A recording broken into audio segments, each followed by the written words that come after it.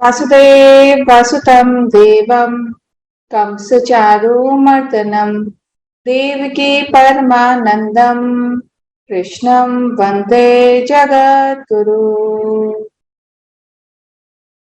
हम लोग verse number 19 में हैं। लास्ट टाइम हमने 18 तक किए थे। अभी 19 वर्स में भगवान बता रहे हैं कि अभी हमने पिछले श्लोक में देखा व्हील ऑफ एक्शन क्या था पिछले कुछ श्लोक में। अभी इस श्लोक में अगेन वो यही बोल रहे हैं कि हमें अपने नित्य कर्म और नियमित कर्म करने हैं, मतलब ऑब्लिगेटरी ड्यूटीज करनी है अपने प्रेजेंट सोशल स्टेटस के हिसाब से, अपनी डोमेस्टिक सिचुएशन के हिसाब से, हमारी अपनी कंट्री के लिए, अपनी कम्युनिटी के लिए हमें अपने ड्यूटीज जो है वो ड्यूटीज करनी है without attachment. Now without attachment, again attachment means without I-ness and minus, without ego, correct? So this verse is very simple. I think we have covered it a number of times, so 19 is very simple. Now coming to verse number 20. Verse number 20 में भगवान ने दो जन का नाम लिया है, that is king जनक और किंग अश्वपति। वो कहते हैं कि ये दोनों जो राजा थे वो लोग अपनी वर्ल्डली लाइफ में रहते हुए भी उनको मतलब रियलाइज्ड हो गए। कैसे? अपने करेक्ट एक्शन की वजह से, कर्म योग की वजह से। तो हमें भी जैसे अपने संसार में रहते हुए, अपनी फैमिलीज में रहते हुए किस तरह से जीना है, हम उनकी लाइफ के ऊपर अपनी लाइफ बेस कर सकते हैं। दैट्स व्हाई वो उनका एग्जाम्पल दे रहे हैं, क्योंकि वो वर्ल्डली थे। कहीं हिमालय में जाके तो नहीं बैठे थे, कोई सेंट नहीं थे, कोई साधु नहीं थे, किंग थे, महल में रहते थे, फिर भी अपना राज्य चलाते थे, फिर भी दे वर लिबरेटेड और मेन ऑफ परफेक्शन। तो अभी किंग जनक की तो स्टोरी सबको पता है कि किंग जनक सीता जी के फादर थे। नो, अभी किंग अश्वपति कौन थे? किंग अश्वपति थे केकई के फादर। केकई के फादर थे।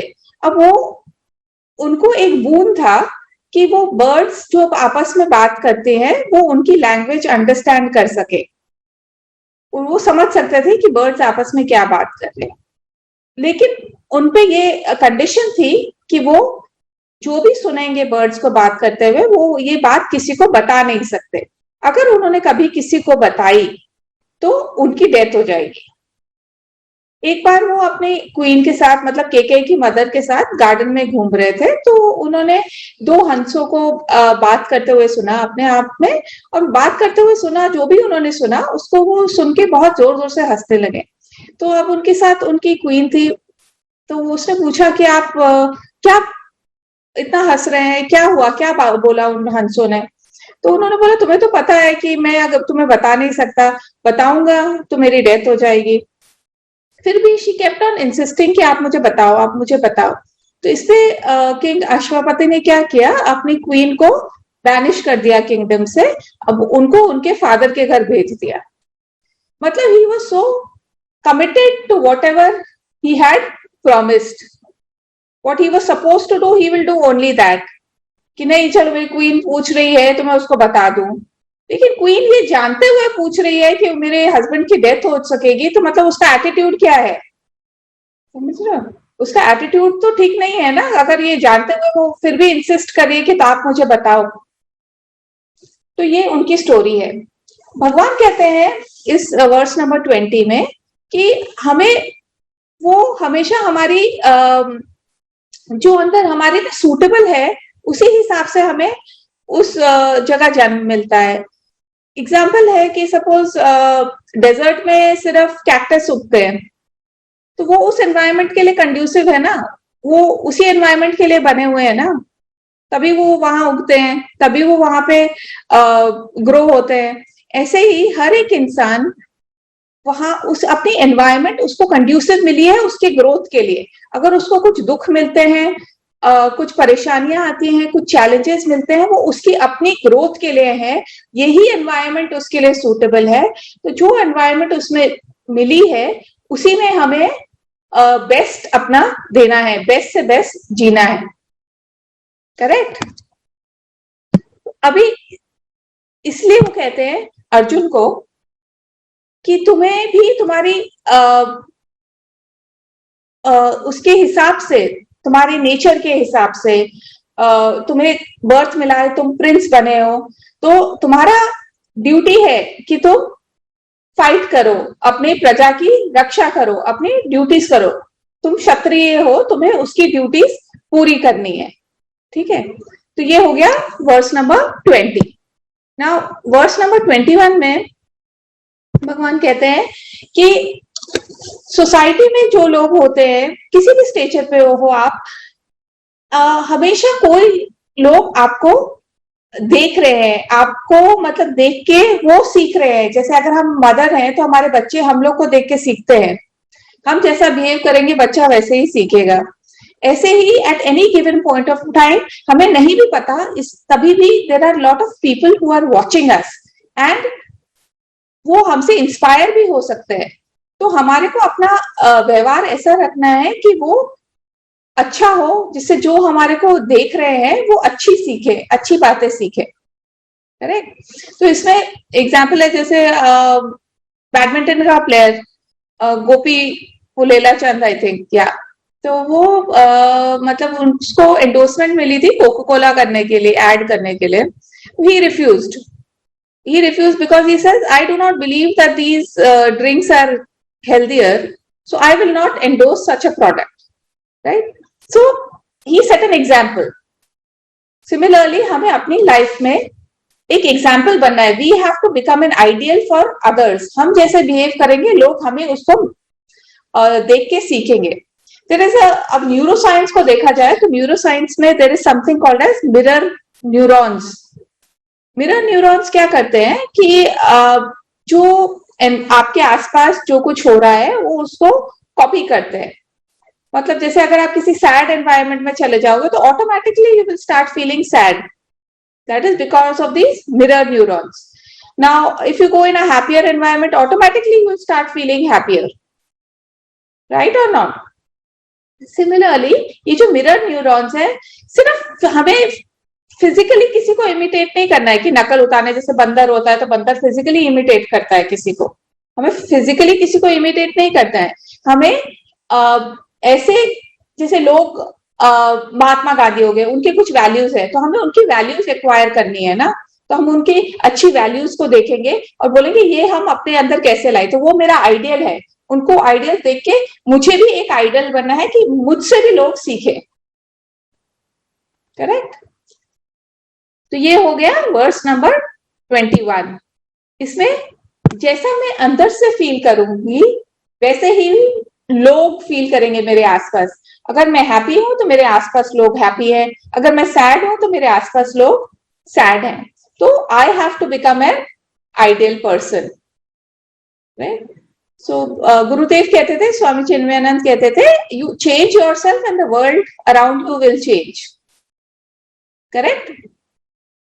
इसमें एक और बात आती है कि हम देखते हैं बहुत लोग एक दूसरे को एडवाइस बहुत करते हैं, मतलब सलाह तो सजेशन हो गया, बट बोलते हैं कि तुम्हें ऐसा करना चाहिए, तुम्हें वैसा करना चाहिए। मतलब एडवाइस देने के लिए हमेशा लोग रेडी बैठे रहते हैं।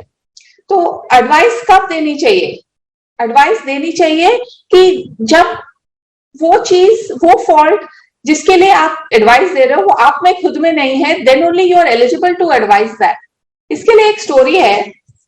एक मदर आती है एक स्वामी जी के पास, वो अब बोलती है मेरे बेटे से बोलिए कि वो मीठा खाना बंद कर दे, उसके लिए हेल्थ के लिए अच्छा नहीं है, डॉक्टर ने उसको मना किया है मीठा खाने के लिए, पर वो ना तो डॉक्टर की बात सुनता है ना मेरी बात सुनता है, तो आप प्लीज उसको समझाइए।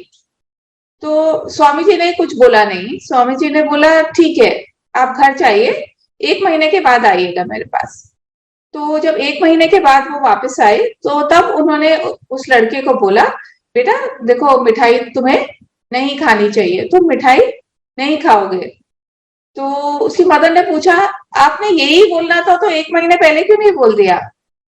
ये आज बोल रहे हैं आप, ये 1 महीना पहले भी बोल सकते थे। तो स्वामी जी ने कहा, मैं 1 महीने पहले तक मैं खुद मिठाई खाता था, तो मैं उसको कैसे बोलूं मिठाई मत खा?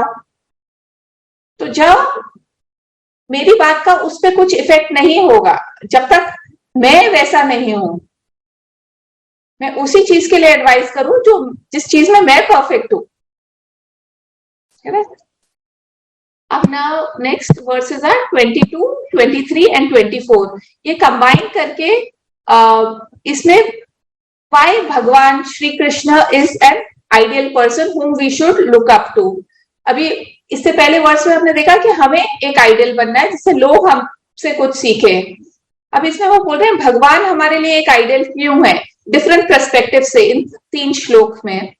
हाँ, एक है कि अगर हम सिर्फ भगवान को भगवान नहीं मानते और बोलते हैं okay he was just a great person who was born during that time, तो भी we can learn from him that how he dealt with difficult situations, how he dealt with difficult people, how he stayed always in the right side, matlab with the dharma, right? So that is the qualities of a great person. If we consider Shri Krishna as an incarnation, then we said he was born to teach us how to live by dharma, right?